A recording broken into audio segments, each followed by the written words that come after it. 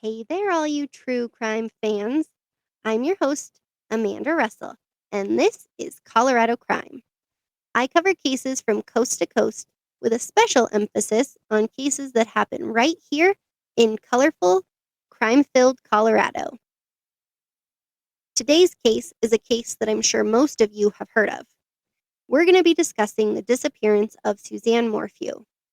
Suzanne is presumed dead and her body has not been found. I'm not making any accusations. This information came from the 129-page arrest affidavit that was made public. I want to be very, very clear here and say everyone is innocent until proven guilty, and I am in no way, shape, or form accusing Barry Morphew of harming his wife. Now that we got that out of the way, let's jump in. So before the Morphews were plastered all over the nation's news stations, they appeared to be a typical family of four. Suzanne had been married to her husband, Barry, since 1994. They attended the same high school, but Barry was 4 years her senior. Barry was a star baseball player and was actually drafted to the Toronto Blue Jays, but suffered a career-ending injury very early on. Tragedy struck for the first time when Suzanne was diagnosed with non-Hodgkin's lymphoma. Barry was her rock and stayed by her side, even though they were a relatively new couple. Suzanne beat cancer for the first time, and the couple married and prayed to grow their family. Their prayers were answered twice, and they welcomed their first daughter, Mallory, and a few years later, a second daughter, Macy. At the time of Suzanne's disappearance, she was a beautiful 49-year-old. She was caring, compassionate, and a deeply religious woman who put her husband and daughters first, always. In Alexandria, Indiana, where the family lived before they moved to Colorado, Barry started a landscape business that became so successful that they were actually able to pay off their house. They raised their girls, ran their business, were idolized as the it couple, but friends close to the couple began to see the cracks. According to friends of Suzanne, Barry was always very controlling over her, always asking where she was, who she was with, controlling what she wore, what she ate, and how much money she was and wasn't allowed to spend. Suzanne and her family moved to Salida, Colorado in 2018. The couple claimed they moved to follow their oldest daughter to college, where she was attending Western State University in Gunnison. But friends of the couple suspected it was a fresh start for a troubled marriage. Just before their move to Colorado, Suzanne was diagnosed for a second time with non-Hodgkin's lymphoma. Her health was declining and her marriage was failing. This seemed like a last-ditch effort to repair a marriage that couldn't be terminated due to, quote, biblical reasons.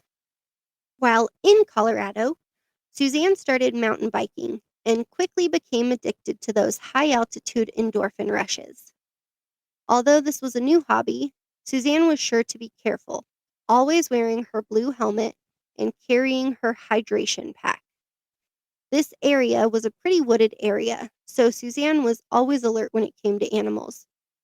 There were mountain lions, wild turkeys, and bears seen regularly. Barry was an avid hunter, so she was aware of how frequently animals were seen. Not to mention the numerous trail cameras that Barry had mounted all through the property. Barry started a Colorado-based landscape company and began working from sunup to sundown, leaving Suzanne alone often. Suzanne used this time to enjoy the company and friendship of her daughters.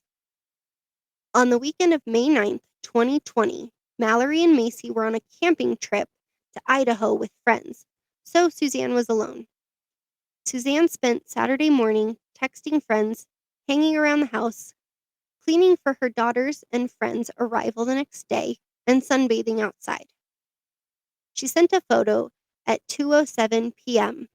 that would go on to be referred to as her, quote, proof of life photo.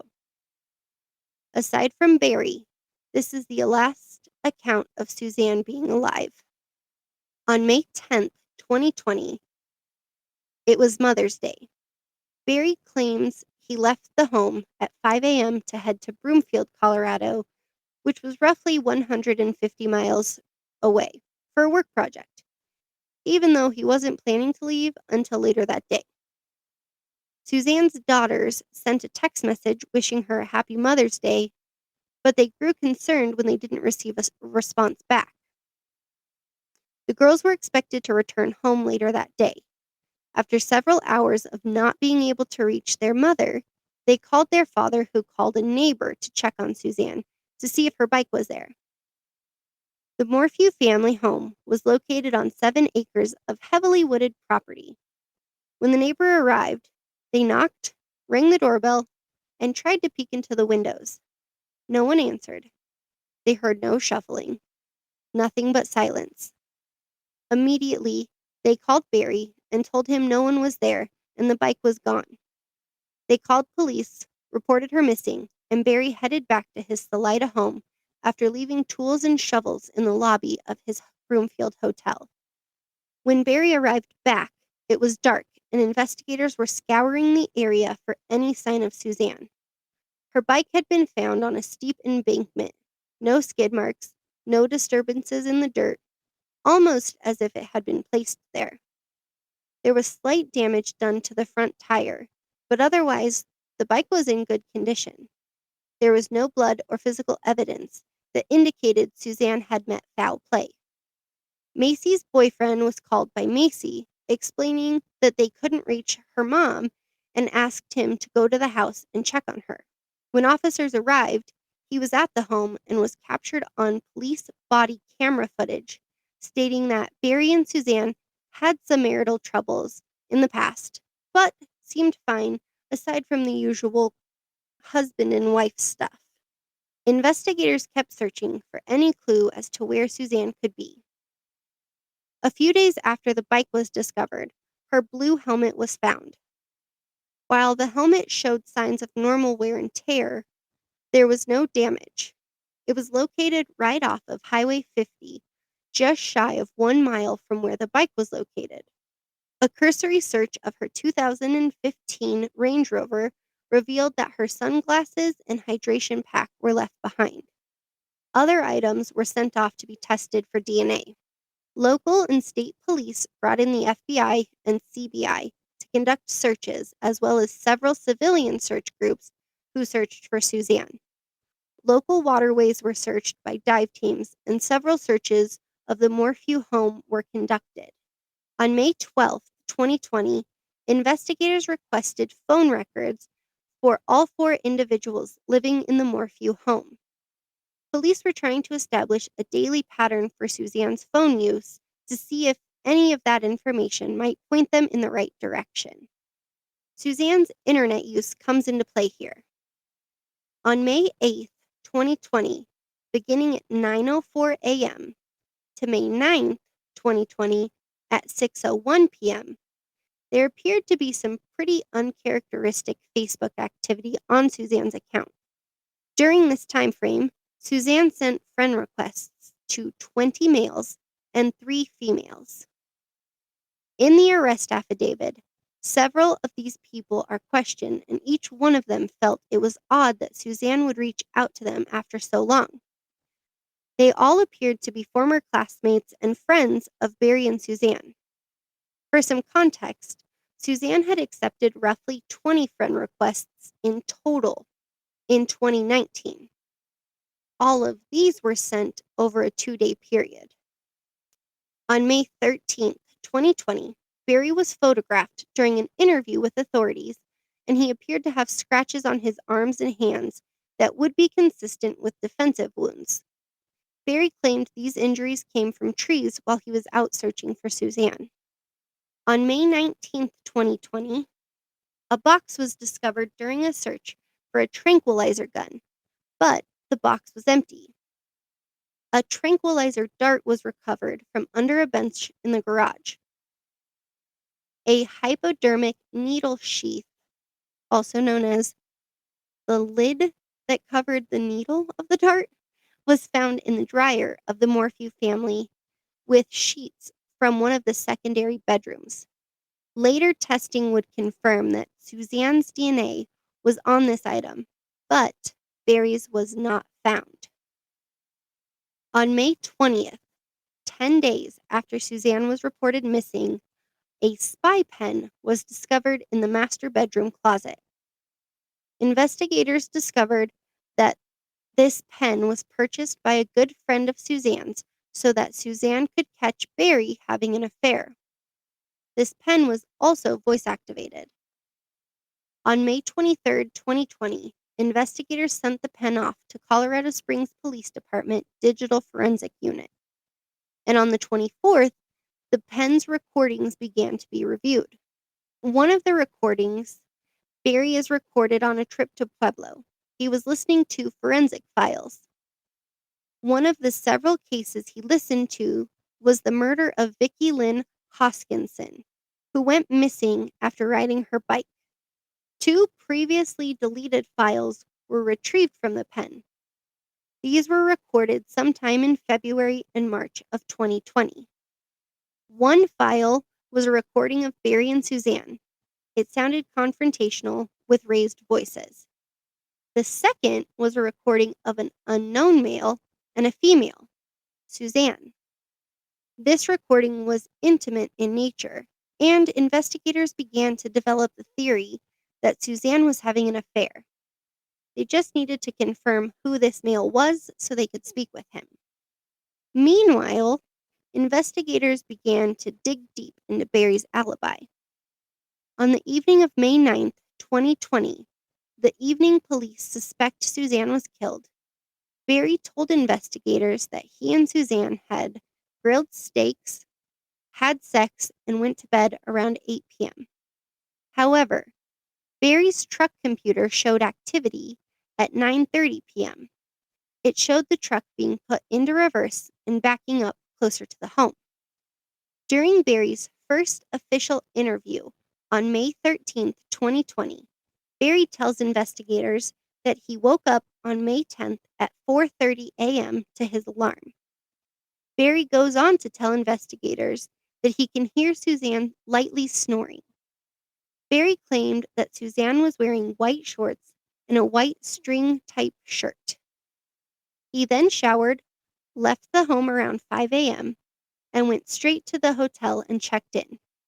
Once in his room, Barry rested for a short time. He then went to the job site and called an employee asking if they would bring an additional person due to the workload. This was around 10 a.m., he claims. He added, quote, "It's just hotel and job, back and forth," unquote. According to Barry, he went to McDonald's near the job site and cleaned his windshield, and then went back to his hotel room. When asked what he ate that day, Barry said he, quote, "kinda looked for something to eat. I saw McDonald's, pulled in there. I don't like crap foods, so I thought, I'm not going to eat here," end quote. He stated he always kept granola bars in his truck, so he ended up eating those. Barry stated he received a call from his neighbor, Jean, around 5 p.m. and, quote, "I was at the job site when Jean called me," end quote. So he left the job site, went back to the hotel where he dropped off tools. He then drove back to his house in Salida.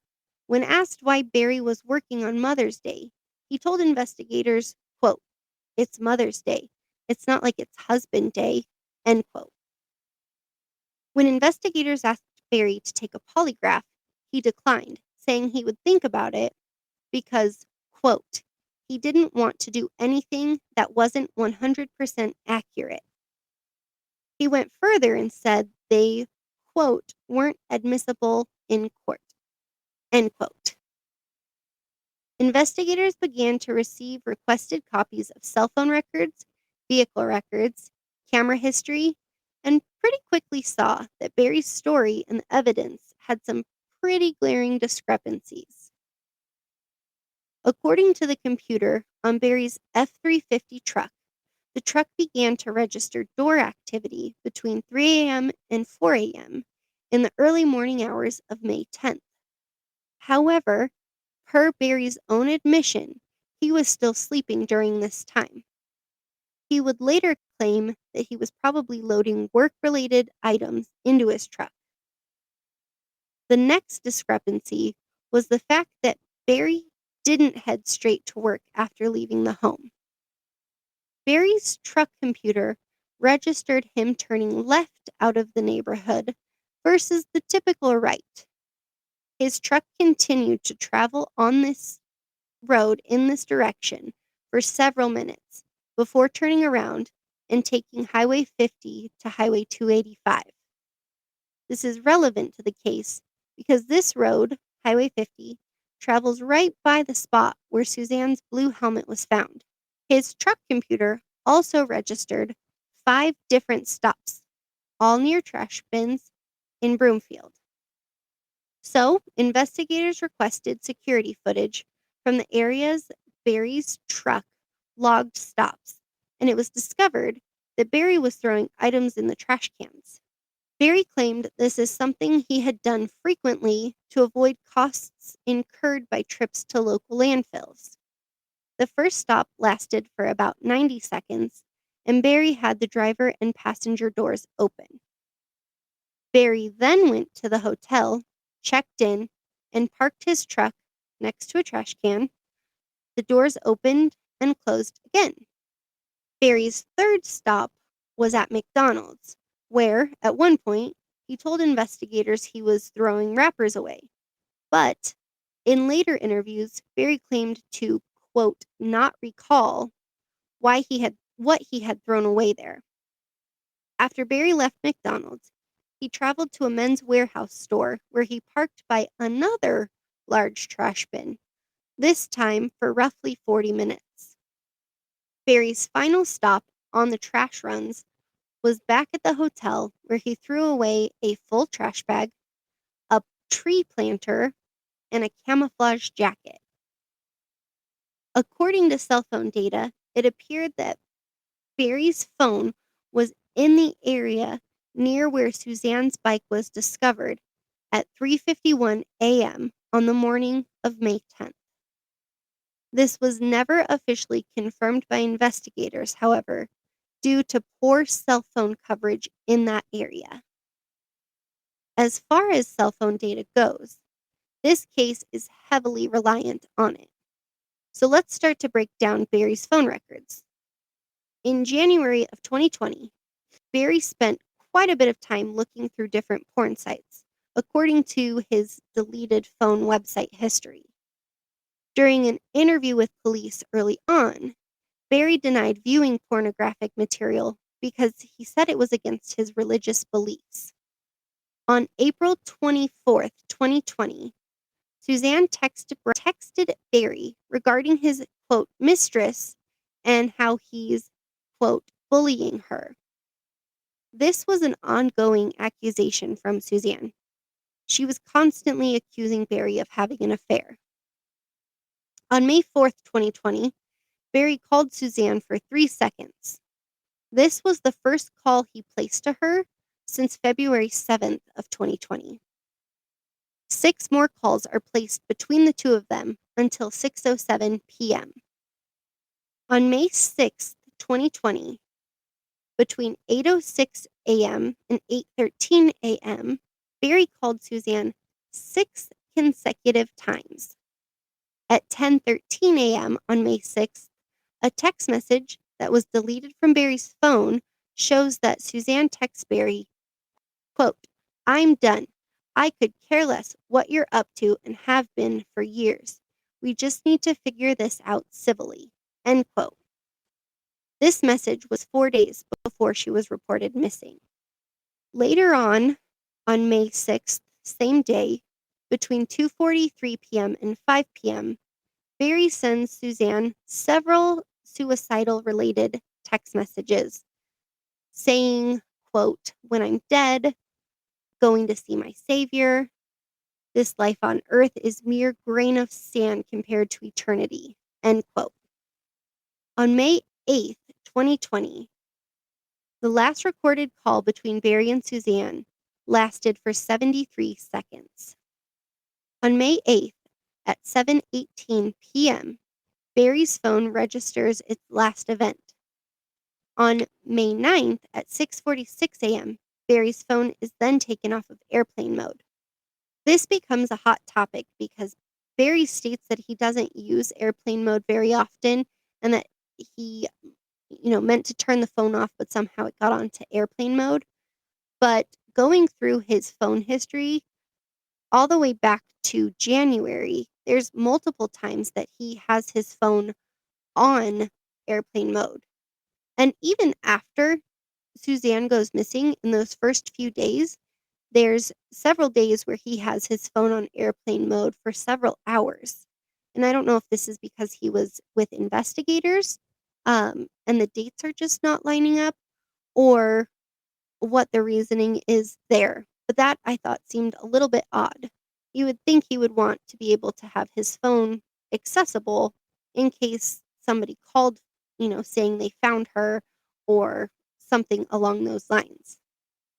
So, in an interview on May 21st, 2020, in regards to the evening of May 9th, Barry stated that he and Suzanne discussed purchasing a home in town for $800,000. He also stated that Suzanne wasn't on her phone that evening that he knew of.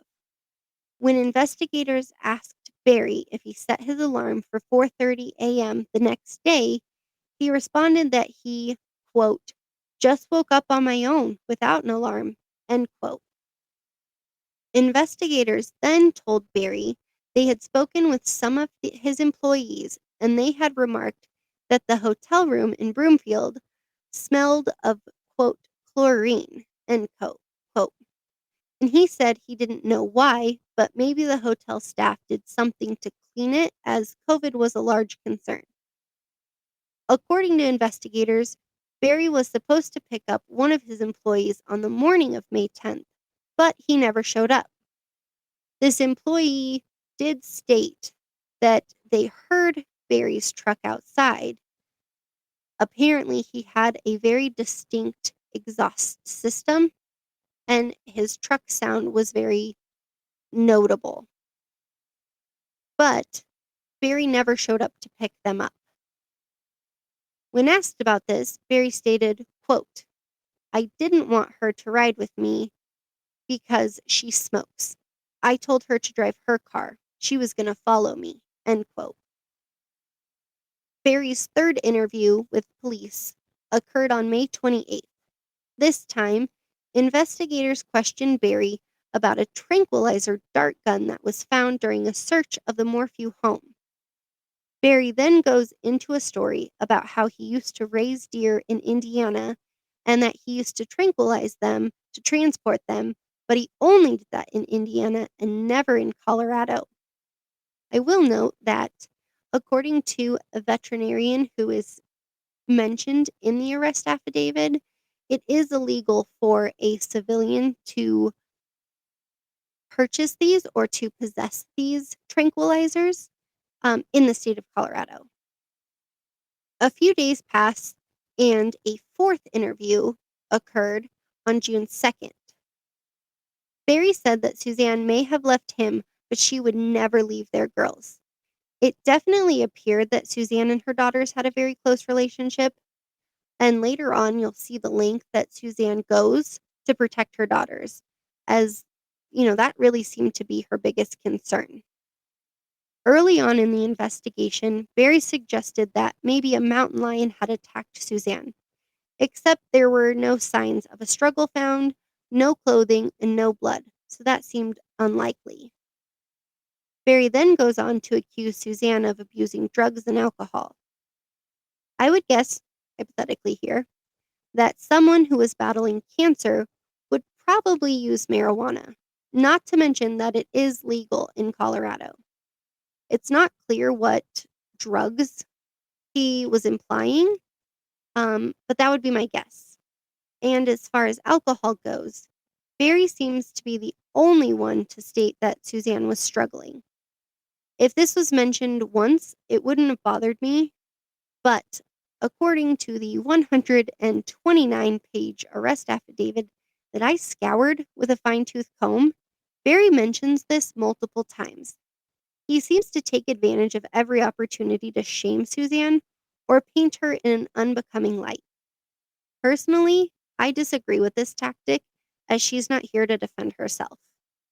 That being said, let's chat about the suspected affair. After an unknown man's voice was found on the spy pen, investigators searched for 6 months until Jeff Libler was found. Jeff is a husband and a father of 6 who lives in Michigan. He and Suzanne knew each other from high school. They had a brief fling right out of high school while Suzanne was dating Barry. And when Barry found out, he threatened Jeff, and that was the last time that Suzanne and Jeff spoke until 2018, when Suzanne reached out to Jeff via LinkedIn with a message stating, quote, "Hey stranger," end quote. Their relationship started off as friends, but turned romantic in 2019. They spoke daily and even discussed Suzanne's marriage to Barry. Jeff told investigators that he didn't come forward because he didn't want to hurt Suzanne's daughters. The two began taking secret trips together in 2019. From the text receipts, the recorded spy pen conversation, and what Suzanne told a close friend, Suzanne and Jeff were in love, and Suzanne was prepping to leave Barry to be with Jeff. Jeff provided investigators with phone records, passwords for the accounts that he deleted after Suzanne went missing, as well as DNA. During the weekend Suzanne went missing, Jeff had an airtight alibi and receipts to support it. One from Costco and one from Menards. He was at home in Michigan building a dock. Jeff appears to be the last person to communicate with Suzanne before her disappearance. Suzanne sent Jeff a photo via LinkedIn on May 9th, 2020 at 2:03 p.m. At 2:46 p.m., Jeff responds to Suzanne, but his message goes unanswered. That morning, May 9th, 2020, Suzanne and Jeff had sent 59 messages to each other before she went silent. According to Suzanne's phone records, she consistently told Jeff good morning and good night. May 9th was the last good morning text he received. Barry claimed that he was unaware of the affair until he was informed by officers. Jeff does go on to tell investigators that he felt shame for the affair with Suzanne. Jeff does go on to talk about Suzanne and Barry's marriage. Suzanne was pretty open with him and told him how unhappy she was, and she definitely implied that Barry had been physical with her at least once. On December 16th, 2020, investigators received an anonymous tip from a woman who claimed her friend was in a romantic relationship with Barry Morphew. The next day, the 17th, investigators brought Shoshana Dark in for questioning. She denied sexual and romantic relationships with Barry and claimed that they were just friends and was very evasive. Investigators already had her on their radar, as Barry's vehicle was seen at her address multiple times a week, often late and sometimes not leaving until the morning. Shoshana claimed she reported strange vehicles in the area of Puma Path around the time Suzanne disappeared, as she was in the area cleaning the Morphew's neighbor's home. Shoshana stated that she did not know Suzanne, but, quote, "Suzanne, she's my age. A lot of people say I resemble her," end quote. Which I just feel is kind of an odd thing to say. I feel like you're the new girlfriend. You shouldn't be comparing yourself to his missing wife. But that's just me. All right, so let's chat about some other sketchy things. On May 9th, 2020, Barry's phone activity showed some erratic behavior between 2:44 and 2:47 p.m. This is where the chipmunk alibi comes into play. Barry was asked by investigators about this odd activity, and Barry stated, quote, "I've killed 85 chipmunks at my house," end quote. I find that so odd. Who counts how many chipmunks they've killed? I mean, I would, but I'm not a hunter. I think if I hurt one animal, I mean, I would be devastated. But Barry was an avid hunter, so the fact that he had a number for these chipmunks was kind of odd. And this wasn't the only time he says that. He does mention that twice in different interviews. He goes on to excuse the odd behavior by saying that he got home and immediately started shooting and chasing chipmunks. Let me give you a little idea of what this house is like. This is a 3,200 square foot house. This is not a tiny little condo.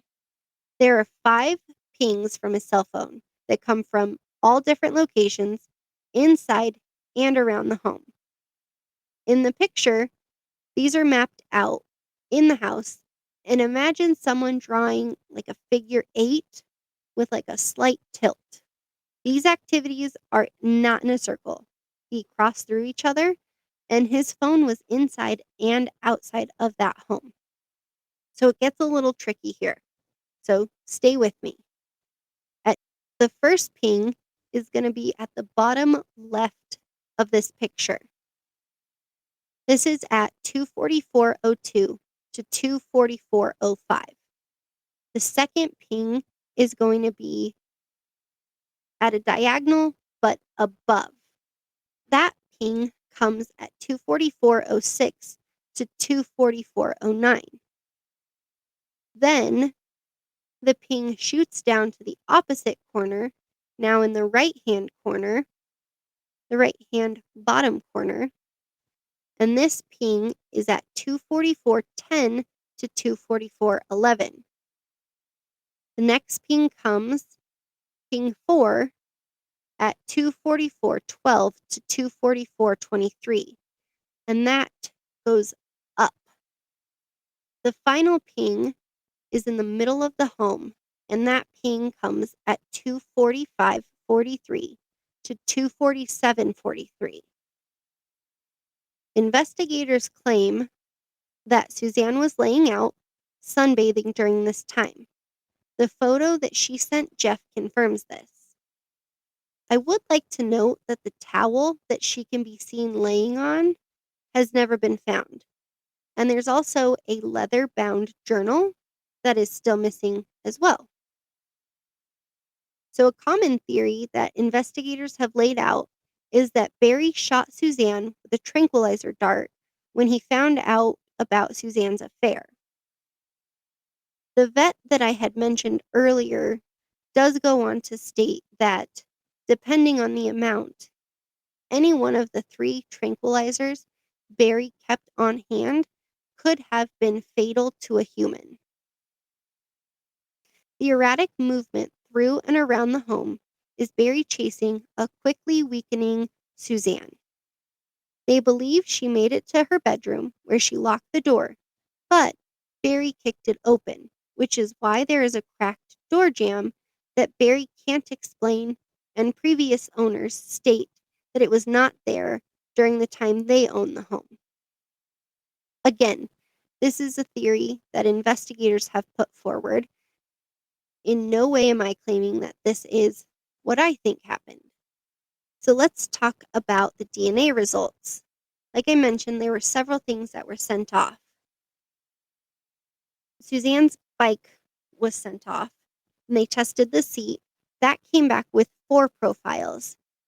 Suzanne, Barry, who did touch the bike seat when he first got on scene after the bike was found, a Chaffee County Sheriff's officer, and an unknown.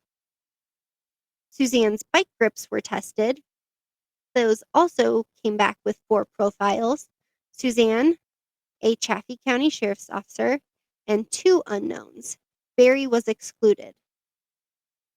Suzanne's bike brake on her handlebars was tested. That also came back with 4 profiles. Suzanne, 2 Chaffee County Sheriff officers, and an unknown. Barry was excluded from this. So the one that really throws me for a loop, and I don't know if it's just a red herring or what, but I can't explain how this got here. There was an unknown male DNA that was found in Suzanne's Range Rover on her glove box. Now, Barry is excluded from this, but there was a partial match to suspects wanted in unsolved sexual assault cases in Tempe, Phoenix, and Chicago. This one throws me for a loop. This is where I think maybe somebody else could have been involved. So fast forward to May 5th, 2021. Barry Morphew was arrested for first-degree murder, tampering with a deceased human body, tampering with physical evidence, possession of a dangerous weapon, and attempt to influence a public official. He would later be charged with forgery of public records and misdemeanor elections mail ballot offense. We'll get into that one in just a sec. But on September 20th, 2021, Barry Morphew posted a $500,000 cash-only bond and was released to await trial. Okay, I find this a little bit wild. $500,000 in cash? I wonder where he got that money. And also, I feel really bad for whoever had to process that bond and count all that cash. When I was 16, I worked at a bank and I remember counting cash and how my thumbs would start to hurt by the end. I can't imagine even even 10,000 my hands would hurt. 500,000, that's just a ton of money. But let's continue. Also, on September 20th, 2021, Shoshana Dark was arrested for second-degree criminal trespass on the Morphew's former property. During this time, Barry Morphew, decided to sell the property on Puma Path. And the current owners had video footage of Shoshana taking a package from the front door. Later on December 21st, 2021, these charges were dropped. The homeowner wanted to press charges, but the DA felt there wasn't enough there to convict. On July 21st, 2022, so this year, Barry Morphew pleaded guilty to the forgery charge. He submitted Suzanne's ballot in the 2020 election, quote, just because I wanted Trump to win, and I know she was going to vote for Trump anyway. That's where the forgery and the election charges come from. It was noted when they received the ballot that Suzanne's name was on a missing persons list, and that's what alerted officials. If your name's not on the ballot, you cannot submit it. I thought that was kind of like a well-known fact, but apparently it's not. If it doesn't say your name, don't open it. That's mail fraud or election fraud if you're submitting a ballot, apparently. Then, on April 17th, 2022, roughly 10 days before Barry was set to stand trial for the murder of his wife, the district attorney filed a motion to dismiss the charges without prejudice. This means that if further evidence is found that proves Barry was guilty of the crimes he was accused of, then he can be charged again and not risk double jeopardy, which double jeopardy prohibits anyone from being prosecuted twice for the same crime. Barry left the Fremont County Jail a free man with his unwaveringly supportive daughters by his side. And that is where the case sits today. So, what do you think happened that Mother's Day weekend at 19057 Puma Path? Was Suzanne a victim of her husband? Did an animal attack and take her? Or could this unknown DNA found in her car hold all the answers? Let me know what you think happened. Thank you so much for tuning in this week. This really was a hard case for me to cover. I'm finishing this and I'm feeling like I knew Suzanne. I feel terrible for her daughters and for her family. And unfortunately, her father passed away in 2020 and he never got to see justice for his daughter. I find that really sad. Anyone with information about the disappearance of Suzanne Morphew is asked to call the tip line at 719-312-7530. Thank you for tuning in this week. I will be back next week with a new case. New episodes are released every Friday at 10:30 a.m. Mountain Standard Time. Please follow me on Instagram at Colorado Crime Pod for updates on next week's case as well as other true crime happenings. If you have any cases you'd like me to cover, please send me an email at amanda@coloradocrimepodcast.com. I hope you have a beautiful day wherever you are, and as always, stay safe.